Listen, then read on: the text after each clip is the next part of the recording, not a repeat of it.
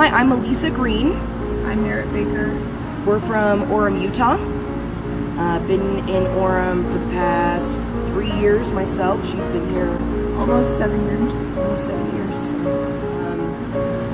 Utah County, I've lived here pretty much my whole life, and it's always been a struggle for the gay community, but now we have things like Provo Pride and Salt Lake Pride, and so Orem is not as bad as people like to say that it is. I mean, we don't get things thrown at us when we walk down the streets holding hands. Except for that egg. Oh yeah, we did get an egg one time. Just random. It missed us, thank goodness, but we did feel weird. It was odd. So we met on OkCupid, which is a dating website, about in October of last year. We started talking a little bit. She's messaged me before, but for some reason I never saw it. And so, Likely story.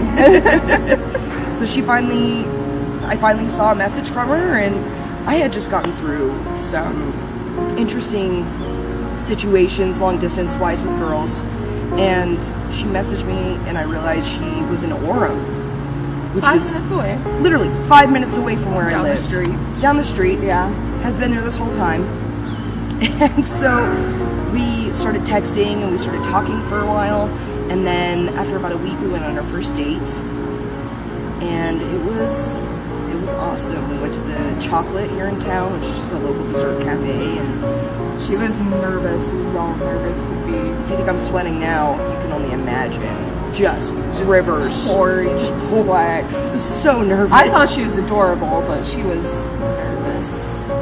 And yeah, so we went on our date, and then we went back to my apartment, watched some videos, movies and stuff, and right as we were saying goodbye, I just thought to myself, if I kiss her, she's gonna flip out.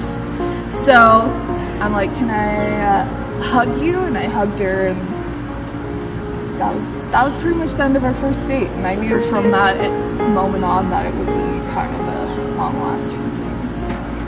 We had a moment when we were first talking. We were on the phones. It was like our second conversation. We were like 2 hours into it. And all of a sudden we both pause in the conversation and go to say something at the same time. And so we stop. We're like, okay, well, you go first. So I go first, and I'm like, have you ever heard of any Dan Brown books? And she's like, I was about to ask you the exact same question. At the same moment. I was sitting on my couch looking at my bookshelf. I guess she was looking at her bookshelf too. It was. And and so we call it the Dan Brown moment. That's when we both knew.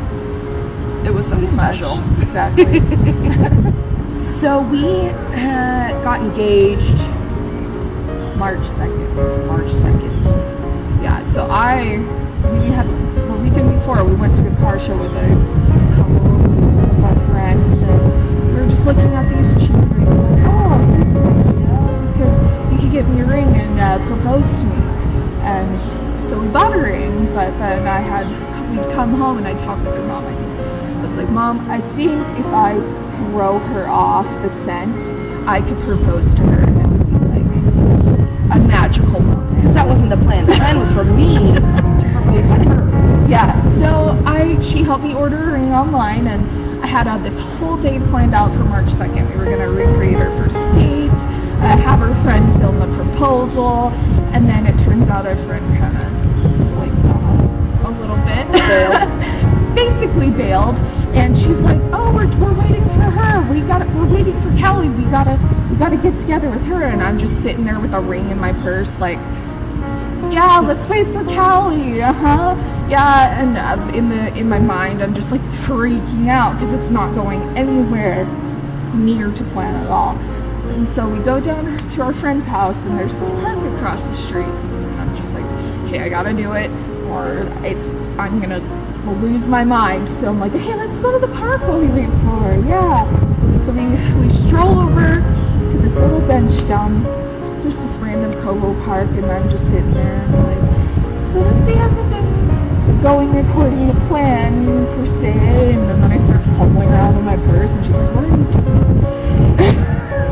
I was so confused. She's like, what are you doing? We're supposed to be waiting for Callie. Are we sitting on a random park bench? And I'm just, I pulled out, I'm like, I was wondering if you wanted to be my wife. And she's like, what? Shocked. Just shocked. I had no idea. I'm supposed to propose to you. I'm like, yeah, well, I beat you. She beat me to it. She really did. I even had the ring planned out and everything. Like, we'd already bought the ring. She knew about the ring, but she didn't know when it was going to happen. Yeah, I guess she had her own plans the whole time.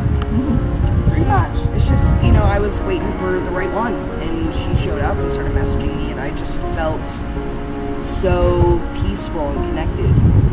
You know, I've never met anybody who just loves me unconditionally the way that she does. So we're getting married. Originally, the plan was October 2nd, because that would be our 1-year anniversary. Yeah. However, we are just really flexible. We don't necessarily need a specific date. Our love, she was under the impression of why wait? So, I'm not, you know, it doesn't make any difference to me, so we're planning on getting married whenever, if we get chosen for this, we'd be more than happy to do the wedding date whenever it would be most convenient for the filming for MGM. Yeah. So, and we did want to get married in Vegas, so this works out perfect. It'd be awesome. Yeah, exactly. So, like I said, I've lived in Utah pretty much my whole life, and I knew I was gay at age 8. Like, knew I liked girls the way I was supposed to like boys, and when I realized that, even at that young age, I knew I'd never be able to get married. Like, I knew me marrying another woman would never happen, so I never really planned a wedding or ever got in my brain that marriage was something that was for me, because I always thought that it wasn't something that could happen. And then a few years ago, all of a sudden, the laws changed, and now I can get married. Like, it's insane. I never thought that would be possible. So it's huge to me to be able to say this is my fiance, my future wife. I knew I was gay for a long time, kind of hid it, joined the Mormon church, and was like, just kind of on the straight and narrow to the straight marriage and having children. And then I got tired of hiding who I was. And a lot of my family's LDS and my mom isn't. And I finally came out and I told my mom, she's like, I was hoping you weren't Mormon. and the marriage equality thing, when I found out about it, I was still in the closet and I just cried. I was like so happy, and then that kind of just finally just helped me become who I was and date who I wanted to date. Music is huge for me and her. Music has been something that has heavily influenced both of us in our entire lives. And when we first started talking, one of the first things I asked her to do was to send me songs that she related to over the past year. And she kept sending me ones. She was sending them faster than I could listen to them. And I have Napster, so I was downloading the songs and just putting them on a playlist. I didn't know that at the time. I took them outside and was outside having a cigarette, just watching the clouds and the sunset. And I'm thinking to myself, am I really ready to do this? Like, am I really ready to love again? Like, is this something I even believe in anymore? Is this something that I even have faith in? Like, is it even... I really was questioning, and all of a sudden I realized the song that was playing was asking me questions. And it was In the Name of Love by Martin Garrix. And it was asking me questions about what I would do. Would I do this in the name of love? You know, would I sacrifice this, or would I make this choice in the name of love? And it struck me so strongly, because if there's anything I believe in, if I have any core beliefs from like my childhood, it is in the power of love, in love. But if that song hadn't come on at that time, I don't know that I would have made that realization that I'm still ready to love. So that song has always been a huge influence for a relationship because of that, because that was a moment for me. Yeah, that was like the first time any girl really cared about my interests, let alone my music. And so I'm just sending her all these, and I'm like, just kind of baffled in a way, because the music was kind of just speaking to the both of us. And we fell in love through music, because she, after we started talking and dating a couple weeks, she went on a cruise with her mom. And I'd send her songs while she's traveling down to Texas to go on this cruise, and she'd send me songs back, and yeah, it was how we bonded. It yeah, was how we said things to each other without needing to put it into words. basically. It was like our own little secret message that we could send to each other. So music is huge, and we listen to it all the time, and we're always discovering new bands together.